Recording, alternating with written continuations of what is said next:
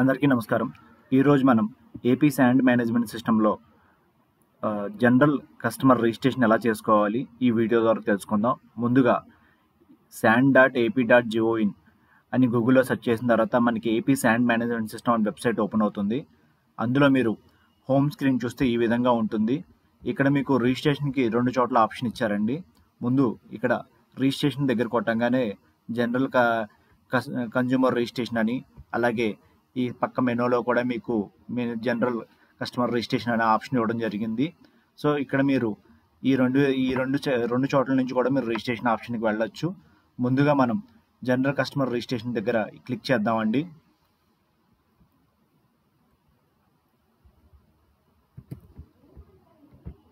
So ఇట్లా click చేయగానే మీకు ఇక్కడ చూడండి నెక్స్ట్ స్క్రీన్కి నావిగేట్ అవుతుంది. ఇక్కడ నావిగేట్ అవ్వగానే ఇక్కడ మనం ఏమడుగుతున్నారంటే సిటిజన్ యొక్క ఎవరైతే రిజిస్టర్ చేసుకున్నారో ఆ సిటిజన్ యొక్క ఆధార్ నెంబరు, అలాగే ఆయన యొక్క మొబైల్ నెంబర్ కూడా ఇక్కడ ఇవ్వాలండి. ముందుగా ఆధార్ నెంబర్ ఇద్దాం.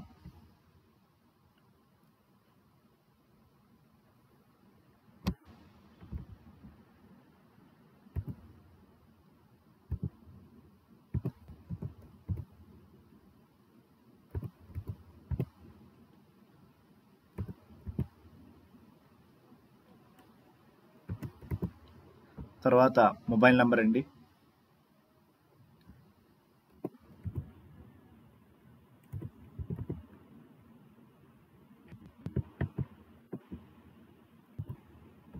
తర్వాత సెండ్ ఓటీపీ మీద క్లిక్ చేయాలి.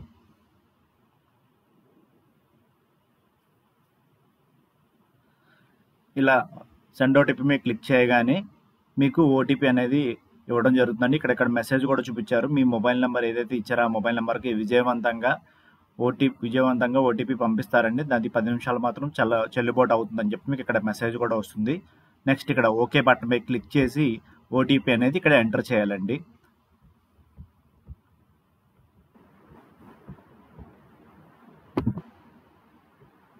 మీకు వచ్చిన 6 అంకెల ఓటీపీ నెంబర్ని ఇక్కడ ఎంటర్ చేయాలి.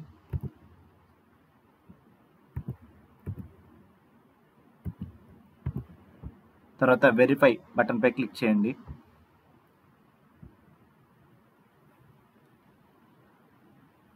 సో ఓటీపీ మీకు సక్సెస్ఫుల్గా ధృవీకరించబడిన తర్వాత మళ్ళీ ఓకే బటన్ పై క్లిక్ చేయాలండి. చేసిన తర్వాత మీరు ఏదైతే మొబైల్ నెంబర్ ఇచ్చారో ఇక్కడ మొబైల్ నెంబర్ ఉంటుంది. ఎవరైతే సిటిజన్ ఉన్నారో అక్కడ నేమ్ వస్తుందండి.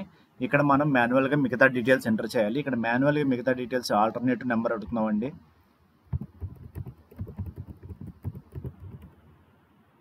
సో తర్వాత మెయిల్ ఐడి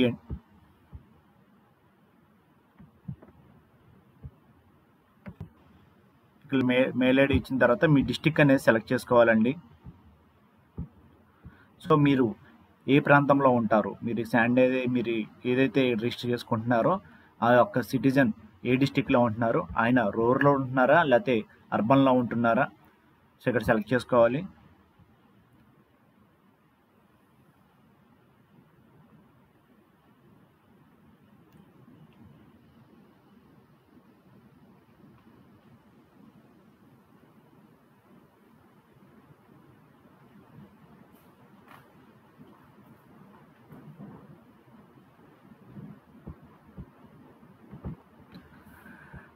నెక్స్ట్ మీకు సంబంధించిన రూరల్ అయితే ఏ మండలం కింద మీది ఏ గ్రామ పంచాయతీ. సో ఇట్లా చేసుకున్న తర్వాత మీకు ఇక్కడ అడ్రస్ అనేది యాడ్ చేసుకోవాలండి. సో నా అడ్రస్ అనేది నా సిస్టంలో సేవ్ ఉండడం వల్ల మీకు అడ్రస్ అనేది ఇక్కడ ఆటోమేటిక్గా వచ్చేసింది. సో మీరు అడ్రస్ యాడ్ చేసుకోవాలి. అలాగే మీ యొక్క ఏరియా ఏదైతే ల్యాండ్ మార్క్ ఉందో ఆ ల్యాండ్ మార్క్ ఎంటర్ చేసుకోవాలి. తర్వాత మీ ఏరియా యొక్క పిన్ కోడ్ కూడా ఇక్కడ ఎంటర్ చేయాలండి. ఎంటర్ చేసిన తర్వాత రిజిస్టర్ నౌ అనే బటన్ మీద క్లిక్ చేయాలి.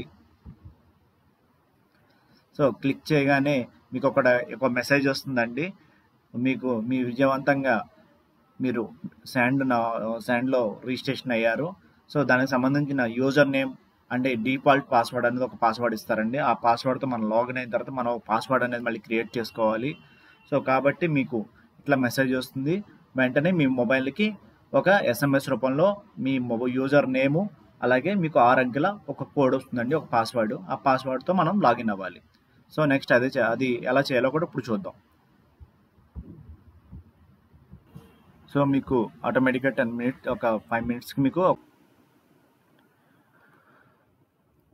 ముందుగా మనం రిజిస్ట్రేషన్ అయితే చేసాం కదండి. రిజిస్ట్రేషన్ చేసిన తర్వాత మనం జనరల్ కన్జ్యూమర్ లాగిన్‌లోకి ఎలా లాగిన్ అవ్వాలో ఇప్పుడు చూద్దాం. సో, మనకి ఏదైతే మొబైల్ నంబర్ ఇచ్చారో, ఆ మొబైల్ నంబర్‌గా యూజర్ నేమ్‌గా ఎంటర్ చేసుకోవాలండి.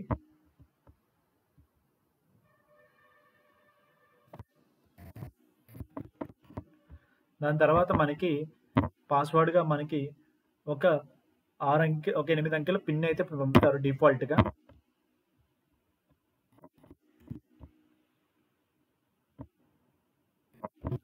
ఈ 8 అంకెల పిన్ నెంబర్‌ని ఎంటర్ చేసిన తర్వాత క్యాప్చా ఎంటర్ చేయాలండి. ఎంటర్ చేసిన తర్వాత ఇట్లా మనల్ని పాస్వర్డ్ క్రియేట్ చేసుకోమని అడుగుతారు.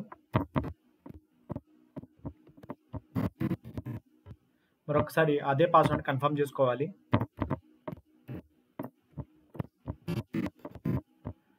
తర్వాత క్యాప్చా ఎంటర్ చేస్తామండి. ఎంటర్ చేసి చేంజ్ పాస్వర్డ్ బటన్పై క్లిక్ చేసాం. మన పాస్వర్డ్ అనేది అప్డేట్ అయింది. అప్డేట్ అయిన తర్వాత ఆటోమేటిక్గా మనకి ఏదైతే మనం యూజర్ నేమ్ ఇచ్చామో ఆ యూజర్ నేమ్ మరొకసారి ఎంటర్ చేయాలి. సో యూజర్ నేమ్ ఎంటర్ చేసిన తర్వాత ఇందాక మనం పాస్వర్డ్ ఎంటర్ చేసుకున్నాం కదండి, కన్ఫర్మ్ పాస్వర్డ్, ఆ పాస్వర్డ్ ఎంటర్ చేయండి.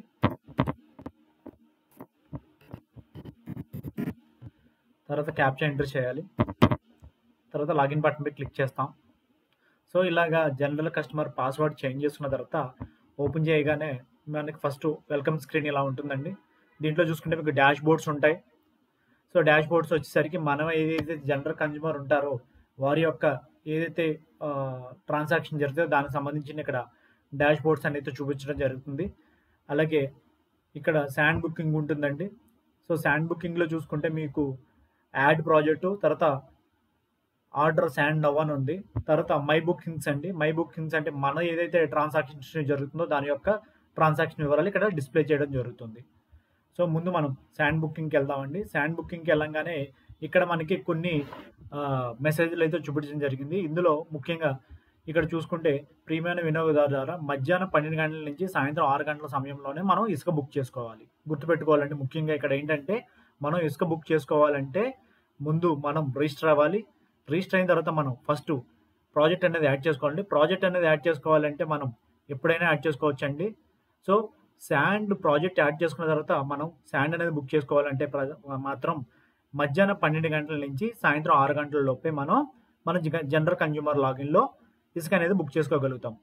అలాగే నెక్స్ట్ ఇంకొకటి ఏంటంటే పబ్లిక్ హాలిడేస్ ఏవైతే ఉన్నాయో అప్పుడు మనం శాండ్ అనేది బుక్ చేసుకోవడం జరగదండి. ఓకేనండి, మీరు ముఖ్యంగా గమనించాల్సింది ఇవి. ముందు మనం ప్రాజెక్ట్ అనేది ఏదైతే మనం లాగిన్ అయ్యి రిజిస్టర్ అయిన తర్వాత లాగిన్ అయిన తర్వాత మనం ప్రాజెక్ట్ అనేది క్రియేట్ చేసేసుకోవచ్చు. అది ఏ టైంలో అయినా చేసుకోవచ్చు. కానీ శాండ్ బుకింగ్ అనేది మాత్రం మధ్యాహ్నం 12 గంటల నుంచి సాయంత్రం 6 గంటల సమయంలో మాత్రమే మనం చేసుకోవడం జరుగుతుంది. సో ఈ విధంగా ముందు మనం యాడ్ ప్రాజెక్ట్ క్లిక్ చేసుకుంటామండి.